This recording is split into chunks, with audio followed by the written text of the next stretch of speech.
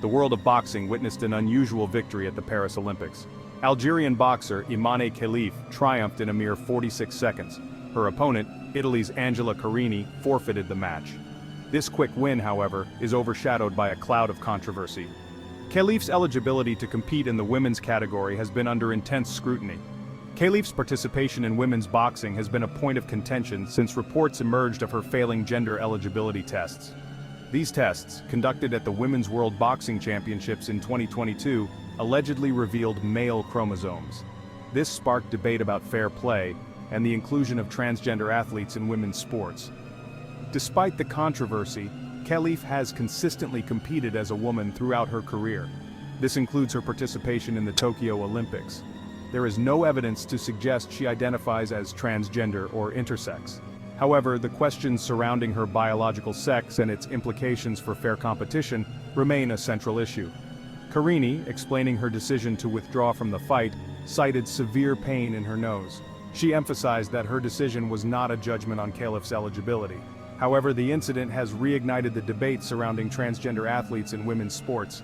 It raises complex questions about fairness, inclusivity, and the very definition of gender in the context of competitive sports.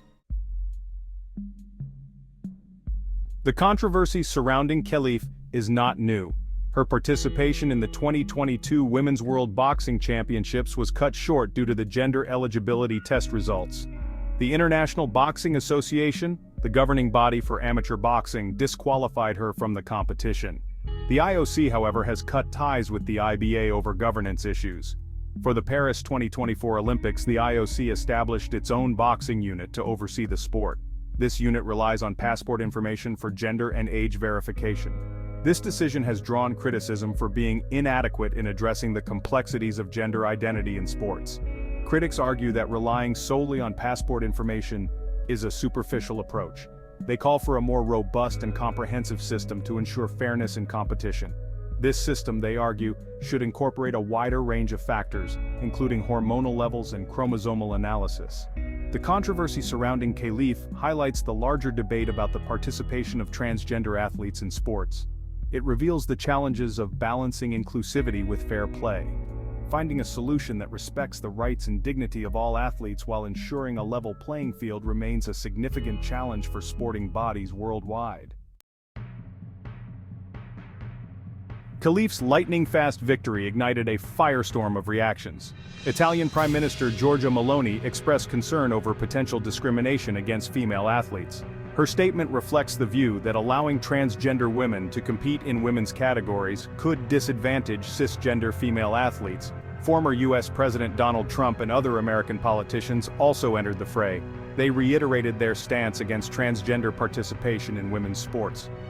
This stance is often rooted in the belief that transgender women retain physical advantages from being assigned male at birth, even after transitioning.